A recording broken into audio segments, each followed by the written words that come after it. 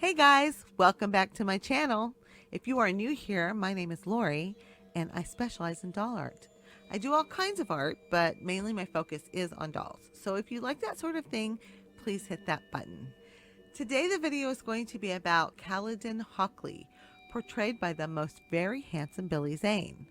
The first time I saw Billy Zane was in a little movie called Dead Calm with Nicole Kidman and Sam Neill. It's a really good movie about a grieving couple who have decided to live on a houseboat, and they come across Billy Zane, who claims he is a sole survivor of a boating accident. But things get really scary from there. What really happened on that other boat? Like, dude, what happened? I mean, it's scary. It's a pretty intense thriller, and I highly recommend it if you like that kind of, you like that kind of movie. I do. It's older, but it's good.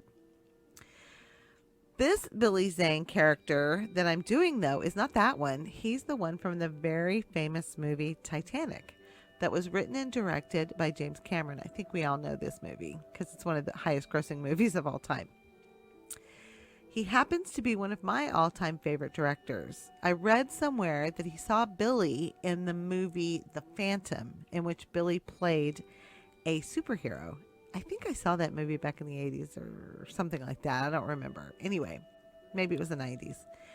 But that's who he decided was the perfect Cal for the Titanic movie. Anyway, a little bit about Cal. Caledon Nathaniel Hockley, this is the character obviously, often shortened to Cal, lived from 1882 to 1929 and was an American industrialist and the heir to the Pittsburgh steel fortune. In 1912, he was the first-class passenger aboard the RMS Titanic, accompanied by his 17-year-old fiancée, Rose DeWitt Bucator. I like saying that name, Rose DeWitt Bucator. I don't know, I always liked the way it flowed. However, during the voyage, Rose and third-class passenger Jack Dawson fell in love. The ship struck an iceberg and sank a few days before the date of its intended arrival in New York City. Hockley survived the sinking by cheating his way onto a lifeboat, pretending a deserted child was his own. He lost contact with Rose, mistakenly believing she had died in the sinking. He was later driven to suicide after being bankrupted by the financial crash of 1929. And it's one of my all-time favorites. I saw it like 7 times in the theater. Probably something I wouldn't do now because it's way too easy to see movies at home. But at the time, I don't know. That was my downtime. I'm going to go see that movie and just take that afternoon off. Anyway, I don't know what it was about the movie that I liked. The romance, the shock of what actually happened to the Titanic. And the people on board, the beautiful costumes. It is a majestic movie, and James Cameron is a hopeless romantic when he makes films. Like, all of his movies feature some kind of either romantic theme or some kind of love theme. It doesn't have to be romantic, but they do. I mean, The Abyss, for instance, a husband and wife relationship was the main focus around all of the other stuff. Aliens. In Aliens, it was about, if you see the longer version, it was really about Ripley and the child, because her own daughter had grown up and died in the time that she had been asleep. So, I mean, he's always very focused on relationships, which I really appreciate.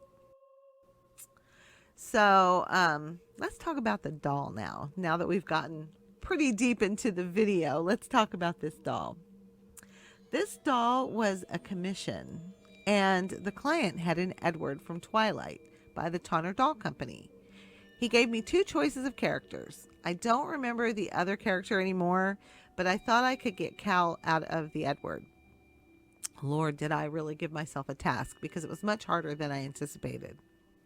First off, Cal has a very warm olive skin tone, and Edward is a pale vampire. I mean, I knew that going in with the doll, and I knew I could warm it up with PanPastels, but it's still quite a task. Cal has a widow's peak. Edward does not. Cal has really dark hair. Edward has light brown hair. Cal has a wide, sweetheart-shaped face with a slightly receding hairline at the temples. And Edward has a long, square face. I mean, the list goes on for the changes I had to make. I feel like I got pretty close to Cal, pretty close as I could, but it was a lot of work. I started with the Dremel and I worked my way from there.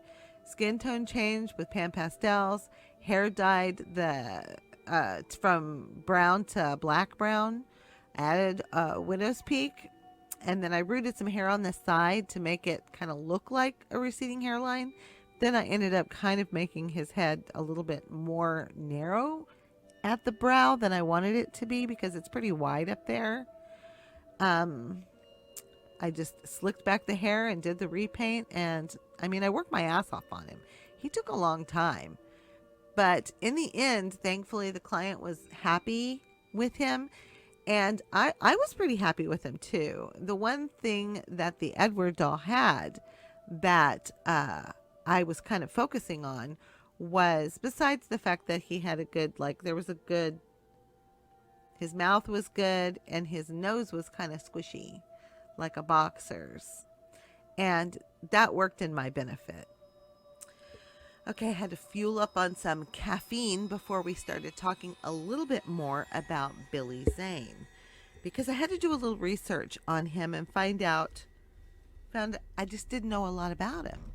So I know he's been in 173 things over his career.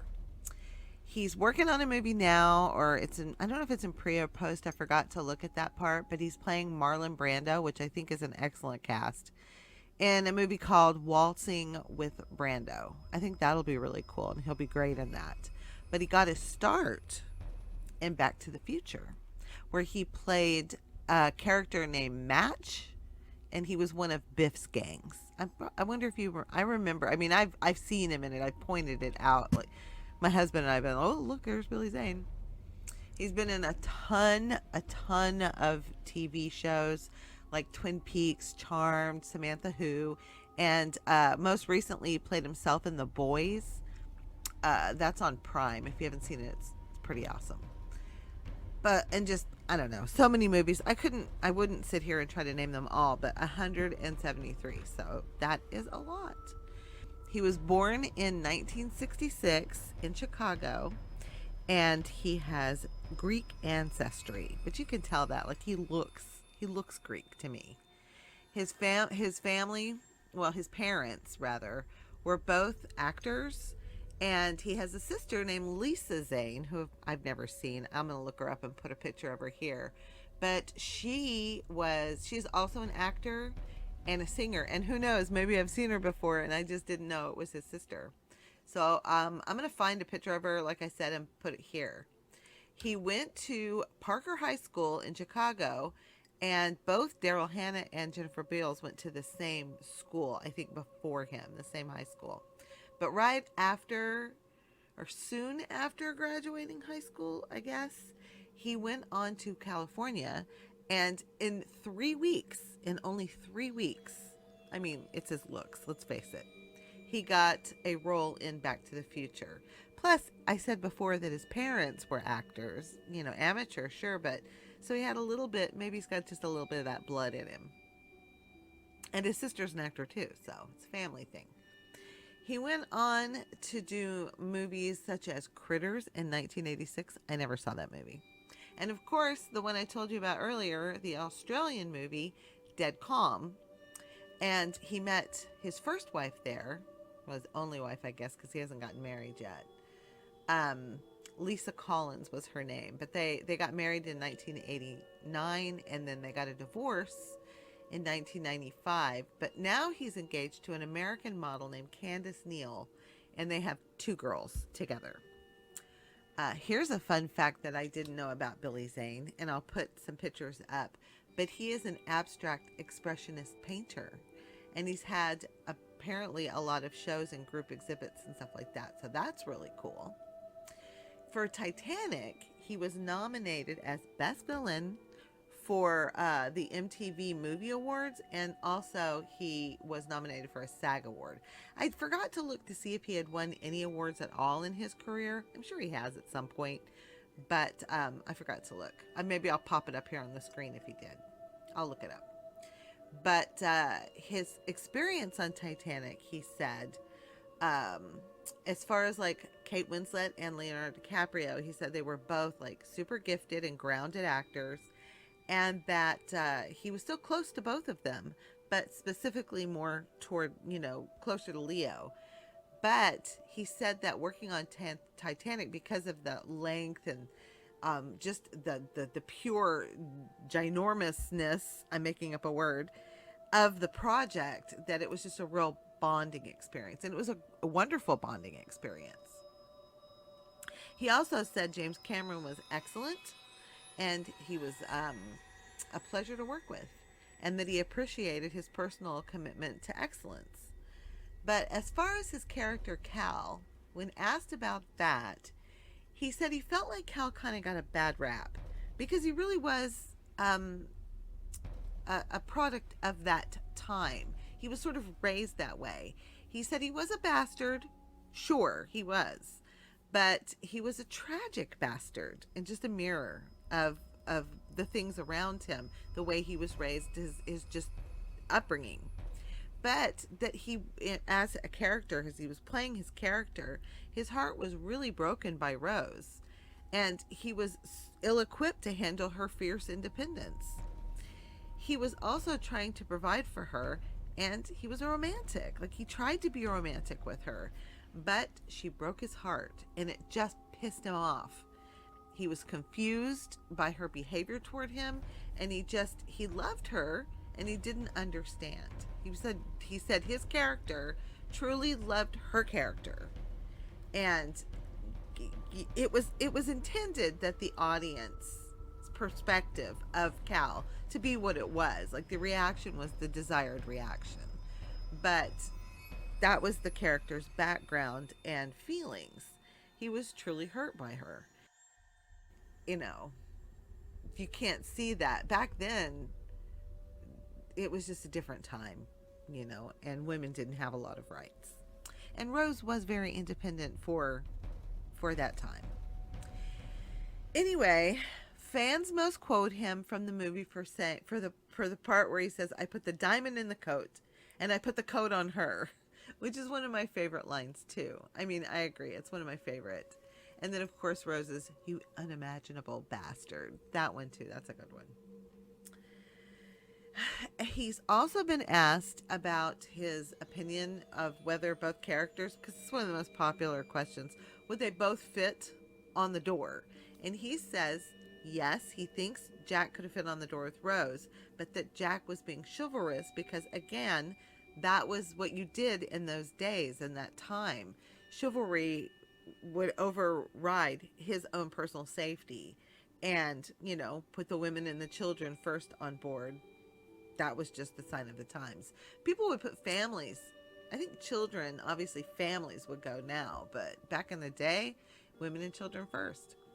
I thought it was really fun to research him because I didn't really know a lot about him. I mean, I've seen him in a lot of different things through the years, but I just really didn't know a lot about him, and I thought he was an interesting guy.